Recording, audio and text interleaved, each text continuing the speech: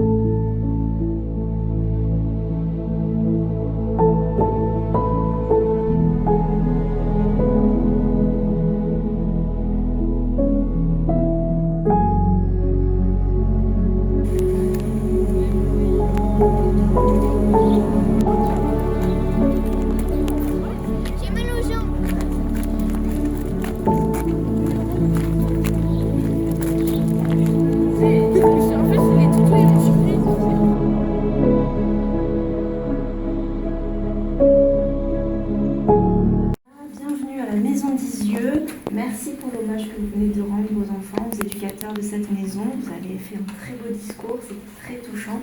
Merci pour votre travail, merci d'être venu ici. Bien. Alors la cérémonie va avoir lieu devant la maison des enfants d'Isieux. Entre le mois de mai 1943 et le 6 avril 1944, 105 enfants d'origine de différents pays d'Europe ont été accueillis à la colonie d'Isieux dans l'Ain, située dans la zone d'occupation italienne jusqu'en septembre 1943. La colonie, fondée par Miron et Sabine Zlatin, dépendait de l'œuvre de secours aux enfants, l'OSE, présente depuis 1941 dans les camps d'internement du sud de la France, comme Rivesaltes. L'OSE multipliait les actions de sauvetage des enfants juifs dont les parents étaient internés ou déjà déportés. La colonie d'Isieux fut un lieu de transit avant de rejoindre sa famille, déjà à l'abri des déportations, de trouver refuge en Suisse ou d'être dirigé vers d'autres lieux d'accueil. Pour tous les enfants, la colonie apparaissait comme un abri face aux persécutions antisémites de la France de Vichy et de l'Allemagne nazie. Le 6 avril 1944, un détachement de la Wehrmacht et une voiture de la Gestapo de Lyon firent irruption sur ordre de Klaus Barbie devant la colonie. Ils arrêtèrent les 44 enfants âgés de 4 à 17 ans, ainsi que 7 éducateurs, dont Léa Feldblum, seule survivante. Emprisonnés du 6 au 7 avril à la prison de Montluc, la même où avait séjourné Jean Moulin, l'unificateur de la résistance au nom du général de Gaulle, tous furent dirigés vers la gare lyonnaise de Perrache et embarqués dans un train de voyage à destination de Drancy, où ils entrèrent le 8 avril 1944. Enfants et adultes furent ensuite déportés vers Auschwitz-Birkenau, où ils furent assassinés dès leur arrivée, à l'exception de Léa Feldblum. Miron Zlatin et 2 adolescents furent déportés en Estonie et fusillés dans la forteresse de Tallinn. Sabine Zlatin n'était pas présente le jour de la rafle. Elle se trouvait alors à Montpellier, où elle poursuivait ses activités d'aide aux familles. Dès qu'elle en apprit la nouvelle, elle tenta de sauver les enfants en se rendant à Vichy, puis à Paris, où elle contactera la Croix-Rouge. En vain, quelques semaines après la rafle du 6 avril 1944, Sabine Zlatin revint à Isieux et découvrit la maison mise à sac. Elle sauvegarda des lettres et des dessins des enfants, ainsi que d'autres documents qui constituent aujourd'hui les archives de la colonie. Elle rejoint ensuite la Résistance à Paris avant de prendre la direction à la libération de Lutetia, où s'organisèrent le retour et l'accueil des déportés. Reprenant ensuite son activité de peintre, exerçant parallèlement le métier de libraire spécialisé dans les arts du spectacle, Sabine Zlatin porta la mémoire de la rafle d'Isieux. En juillet 1945, elle écrivit au préfet de l'Ain pour demander l'autorisation d'apporter une plaque sur la maison en souvenir des enfants. Le 7 avril 1946, une importante cérémonie fut organisée avec le soutien des populations et des autorités locales. Un hommage solennel fut rendu aux victimes de la rafle. Cette plaque porte aujourd'hui encore les noms des enfants et des adultes arrêtés. Cette première cérémonie inscrivit le souvenir de la rafle dans les lieux, mais aussi dans le temps, puisque chaque année, la rafle du 6 avril 1944 est commémorée. L'arrestation et la mort des enfants d'Isieux et de leurs éducateurs constituèrent l'un des chefs d'inculpation retenus contre Klaus Barbie, lors de son procès en 1987, au cours duquel Sabine Zlatan témoigna. Aujourd'hui, le temps a passé, mais nous n'oublions pas. Nous offrons un hommage, mais aussi en guise d'espoir, non pas pour une mémoire mortifère, mais pour la vie, tout simplement, des bouquets de fleurs, des chants. Aux enfants d'Isieux, le collège Jean de La Fontaine, Saint-Germain-des-Fossés.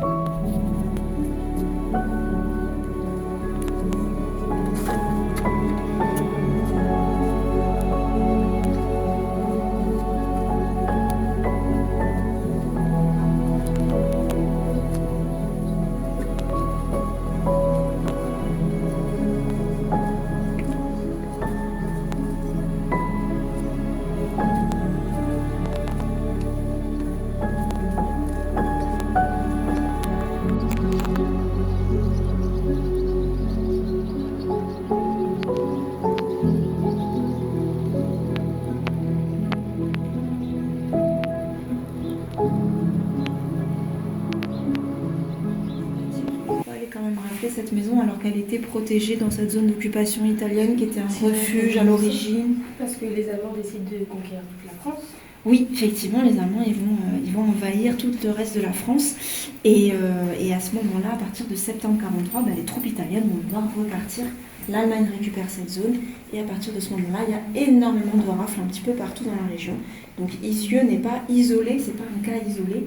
Il y a beaucoup de rafles un petit peu partout. Et par contre, ça va être très choquant et très remarqué d'être venu rafler cette maison en particulier au fin fond de la campagne française. Nous voici donc dans l'ancien réfectoire, là où les enfants mangeaient. Et aujourd'hui, on vous y expose certaines de leurs lettres, certains de leurs dessins.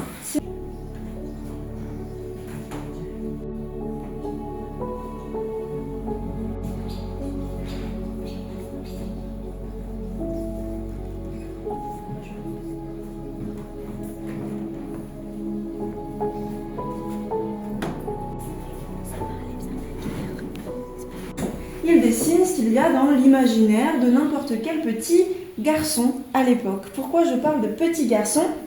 Eh bien parce que ici on a des enfants entre 4 et 17 ans avec un groupe majoritaire de garçons entre 8 et 12 ans. Et ce sont...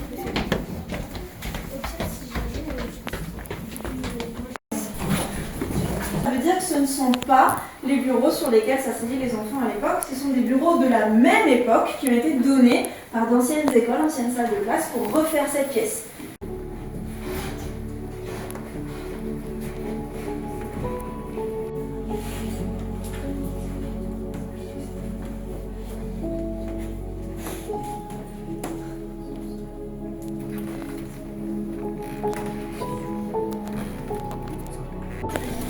Parce que là, du coup, on voit que la lune.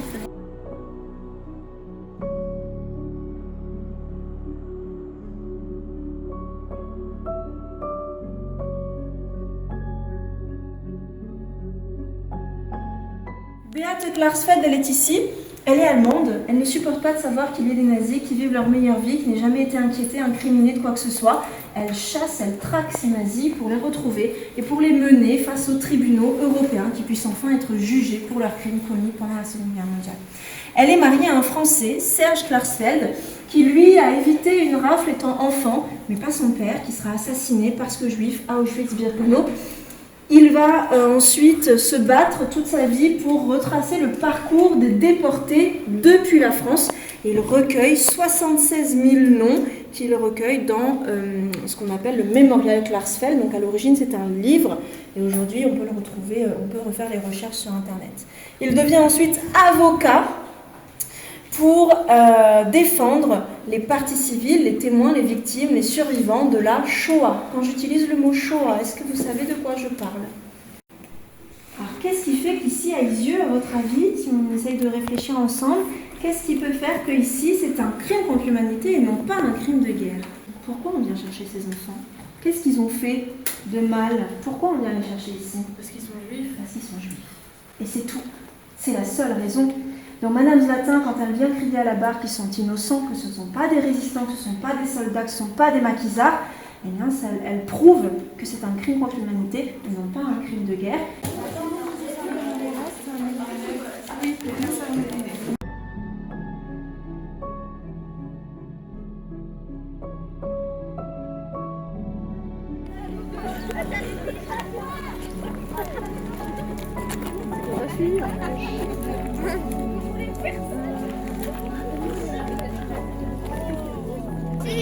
Il faut qu'on sait qu'il y a une colombe cachée. Petit Raoul a offert ce sifflet à sa maîtresse parce qu'elle ne savait pas assez vite rappeler les élèves à l'ordre quand ils faisaient du bruit. Du coup, pour lui faciliter la tâche, il lui a offert un sifflet. Oui. Et là, du coup... Alors ce sifflet, qu'est-ce qu'elle en a fait la maîtresse? Elle l'a gardé toute sa vie. Toute sa vie en souvenir, toute sa carrière jusqu'à... Et elle l'a donné à la maison d'Isieux. Et du coup, des enfants ont taillé le sifflet et c'est aussi une colombe. Là, on a la tête, à ce niveau-là, on a le corps et là, vous avez la queue.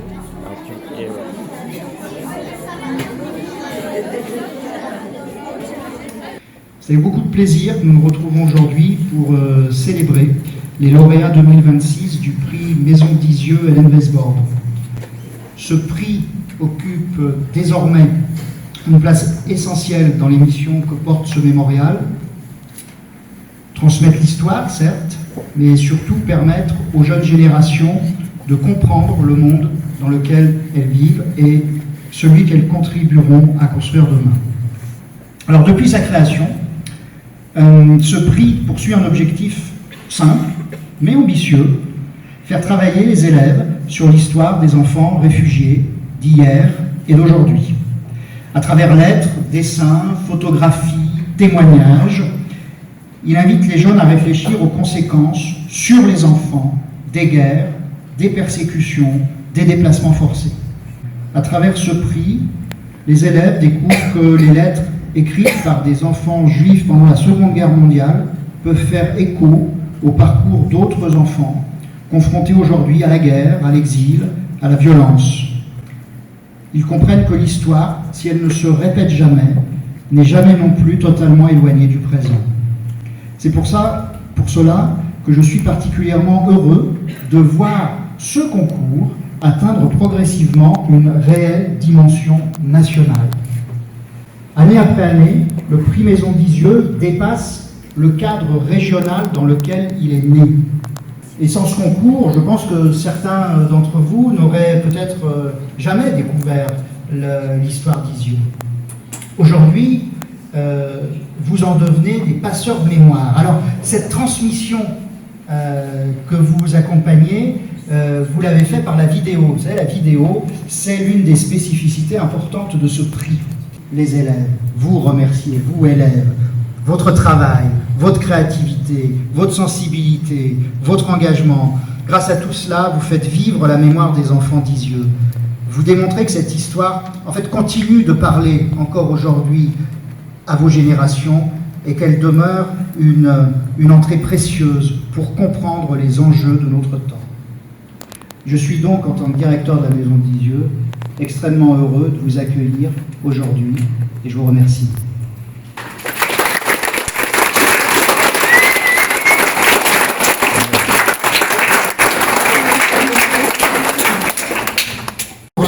catégorie collège. Donc l'établissement lauréat pour cette année est le collège Jean de La Fontaine de l'académie de Clermont-Ferrand.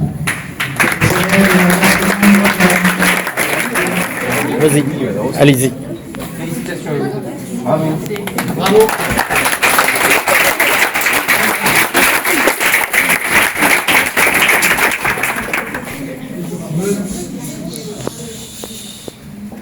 Mesdames, Messieurs, bonjour. Nous prenons la parole au nom des élèves Mémoriae Histoire Vivante, l'association du collège Jean de La Fontaine à Saint-Germain-des-Fossés dans l'Allier. Le jour de la proclamation des résultats, nous étions extrêmement stressés, très impatients de connaître le résultat du concours de court-métrage créé par la Maison d'Isieux. Dès que nous en avions la possibilité, à vrai dire, à chaque heure, nous courions au CDI pour consulter le site de la Maison d'Isieux afin de voir si la nouvelle était publiée.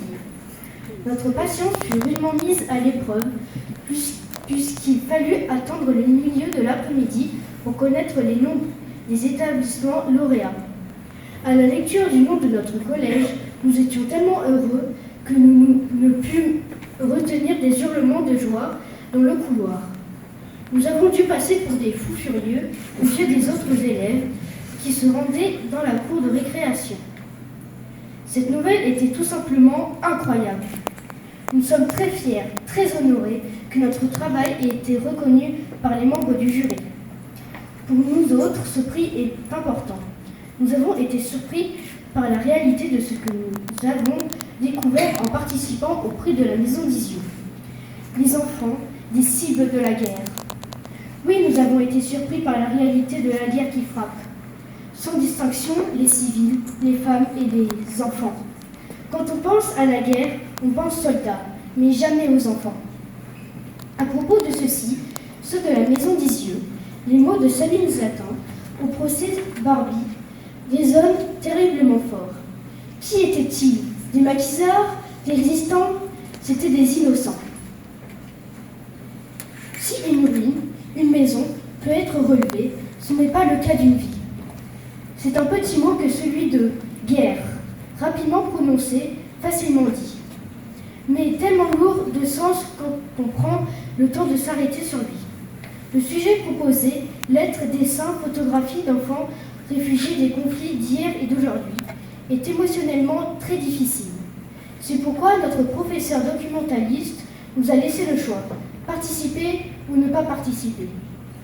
Après tout, nous sommes-nous pas des enfants? Mais nous avons rapidement décidé de relever le défi. Nous n'avions pas le droit de faire comme si tout cela n'existait pas, de plonger la tête dans le sable pour ne pas voir. Ce fut un travail difficile et de longue haleine. Nous nous fûmes investis au CDI du collège 1 heure par semaine depuis le mois de septembre. Le concours nous a sortis de notre zone de confort. Il a fallu faire nous-mêmes. Il a fallu chercher, trouver, trier les informations, puis écrire, apprendre, jouer la comédie, se voir à la caméra, entendre sa voix. Ce fut stressant. Et malgré tout, nous avons aimé. Nous avons appris différemment que pendant les cours, de façon complémentaire. Et puis, jamais on ne parle de nous autres, les enfants.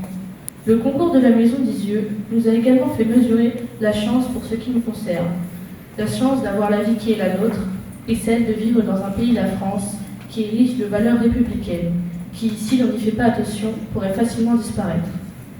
Le prix nous a également fait réfléchir, en plus de nous ouvrir les yeux. L'idée de nous engager auprès de l'UNICEF et de créer un club UNICEF au collège fait son chemin. D'ailleurs, nous avons contacté la déléguée UNICEF de l'Allier. Nous remercions la Maison d'Isieux de nous avoir donné l'opportunité de nous exprimer. Nous espérons que les films réalisés par tous les élèves, où qu'ils se trouvent, circulent et aident à prendre conscience que c'est la haine et la peur de l'autre qui amènent la guerre. Merci aussi de nous avoir permis de visiter les lieux où le paradis, un jour d'avril 1944, a côtoyé l'enfer. Merci de nous avoir écoutés.